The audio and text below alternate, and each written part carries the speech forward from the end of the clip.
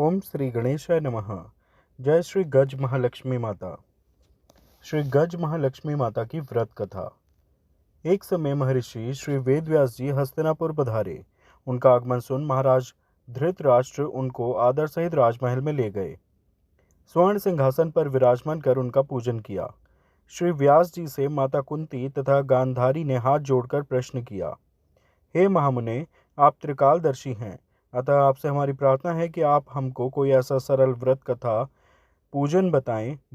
पूजन बताएं जिससे हमारा राज्य, लक्ष्मी, सुख संपत्ति, पुत्र पौत्र आदि व परिवार सुखी रहें। इतना सुन श्री वेद व्यास जी कहने लगे, हम एक ऐसे व्रत का पूजन व वर्णन कहते हैं जिससे सदा लक्ष्मी जी का निवास होकर सुख समृद्धि की वृद्धि होती है। यह श्री महालक्ष्मी जी का व्रत है। इसे गज लक्ष्मी व्रत भी कहा जाता है, जिसे प्रतिवर्ष आश्विन कृष्ण अष्टमी को विधिवत किया जाता है। हे महामुने, इस व्रत की विधि हमें विस्तार पूर्वक बताने की कृपा करें। तब व्यास जी बोले, हे देवी, यह व्रत भाद्रपद शुक्ल अष्टमी से प्रारंभ किया जाता है। इस दिन स्नान करके 16 सूत के धागों का डोरा बनाएं, उसमें 16 गांठ लगाएं, हल्दी से पीला करें। प्रतिदिन 16 दूब व 16 गेहूं डोरे को चढ़ाएं। आश्विन क्वार कृष्ण अष्टमी के दिन उपवास रखकर मिट्टी के हाथी पर श्री महालक्ष्मी जी की प्रतिमा स्थापित कर विधि पूर्वक पूजन करें। इस प्रकार श्रद्धा भक्ति सहित महालक्ष्मी जी का व्रत पूजन करने से आप लोगों की राज्य लक्ष्मी में सदा अभिवृद्धि होती रहेगी। इस प्रकार व्रत का विधान बताकर श्री वेदव्यास जी अपने आश्रम को प्रस्थान कर गए। इधर समयानुसार भाद्रपद शुक्ल अष्टमी से गांधारी तथा कुंती अपने अपने महलों में नगर की स्त्रियों सहित व्रत का आरंभ करने लगीं। इस प्रकार 15 दिन बीत गए। 16वें दिन आश्विन कृष्ण अष्टमी के दिन गांधारी ने नगर की सभी प्रतिष्ठित महिलाओं को पूजन के लिए अपने महल में बुलवा लिया। माता कुंती के यहाँ कोई भी महिला पूजन के लिए नहीं आई। साथ ही माता कुंती को भी गांधारी ने नहीं बुलाया। ऐसा करने से माता कुंती ने अपना बड़ा अपमान समझा। उन्होंने पूजन की कोई तैयारी नहीं की एवं उदास होकर बैठ गईं।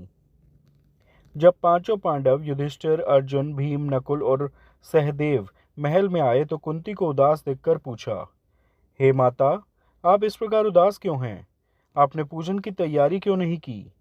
तब माता कुंती ने कहा, हे पुत्र, आज महालक्ष्मी जी के व्रत का उत्सव गांधारी के महल में मनाया जा रहा है। उन्होंने नगर की समस्त महिलाओं को बुला लिया और उसके 100 पुत्रों ने मिट्टी का एक विशाल हाथी बनाया, जिस कारण सभी महिलाएं उस बड़े हाथी का पूजन करने के लिए गांधारी के यहाँ चली गईं, लेकिन मेरे यहाँ नहीं आईं। यह सुनकर अर्जुन ने कहा, हे माता, आप पूजन की तैयारी करें और नगर में बुलावा लगवा दें कि हमारे यहाँ स्वर्ग के ऐरावत हाथी की पूजन होगी। इधर माता कुंती ने नगर में ढिंढोरा पिटवा दिया और पूजा की विशाल तैयारी होने लगी। उधर अर्जुन ने बाण के द्वारा स्वर्ग से ऐरावत हाथी को बुला लिया। इधर सारे नगर में शोर मच गया कि कुंती के महल में स्वर्ग से इंद्र का ऐरावत हाथी पृथ्वी पर उतार कर पूजा जाएगा। समाचार को सुनकर नगर के सभी नर नारी, बालक एवं वृद्धों की भीड़ एकत्र होने लगी। उधर गांधारी के महल में हलचल मच गई। वहां एकत्र हुई सभी महिलाएं अपनी अपनी थालियां लेकर कुंती के महल की ओर जाने लगीं। देखते ही देखते कुंती का सारा महल ठसाठस भर गया। माता कुंती ने ऐरावत को खड़ा करने हेतु अनेक रंगों के चौक पुरवाकर नवीन रेशमी वस्त्र बिछवा दिए। नगरवासी स्वागत की तैयारी में फूल माला, अबीर, गुलाल, केशर हाथों में लिए पंक्तिबद्ध खड़े थे। जब स्वर्ग से ऐरावत हाथी पृथ्वी पर उतरने लगा तो उसके आभूषणों की ध्वनि गूंजने लगी। ऐरावत के दर्शन होते ही जय जयकार के नारे लगने लगे। सायंकाल के समय इंद्र का भेजा हुआ हाथी ऐरावत माता कुंती के भवन के चौक में उतर आया। तब सब नर नारियों ने पुष्पमाला, अबीर, गुलाल, केशर आदि सुगंधित पदार्थ चढ़ाकर उसका स्वागत किया। राज्य पुरोहित द्वारा ऐरावत पर महालक्ष्मी जी की मूर्ति स्थापित करके वेद मंत्रोच्चारण द्वारा पूजन किया गया। नगरवासियों ने भी महालक्ष्मी पूजन किया। फिर अनेक प्रकार के पकवान लेकर ऐरावत को खिलाए और यमुना का जल उसे पिलाया गया। राज्य पुरोहित द्वारा स्वस्ति वाचन करके महिलाओं द्वारा महालक्ष्मी का पूजन कराया गया। 16 गांठों वाला डोरा लक्ष्मी जी को चढ़ाकर अपने अपने हाथों में बांध लिया। ब्राह्मणों को भोजन कराया गया। दक्षिणा के रूप में स्वर्ण आभूषण, वस्त्र आदि दिया गया। तत्पश्चात महिलाओं ने मिलकर मधुर संगीत लहरियों के साथ भजन कीर्तन कर संपूर्ण रात्रि महालक्ष्मी व्रत का जागरण किया। दूसरे दिन प्रातः राज्य पुरोहित द्वारा वेद मंत्रोच्चार के साथ जलाशय में महालक्ष्मी जी की मूर्ति का विसर्जन किया गया। फिर ऐरावत को विदा कर इंद्रलोक को भेज दिया।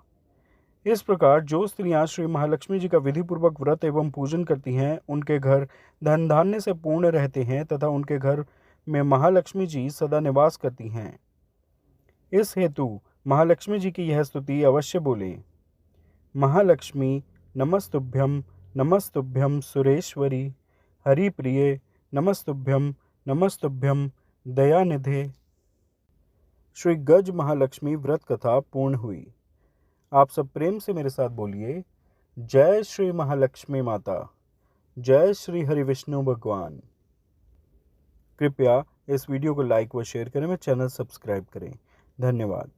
जय लक्ष्मी नारायण।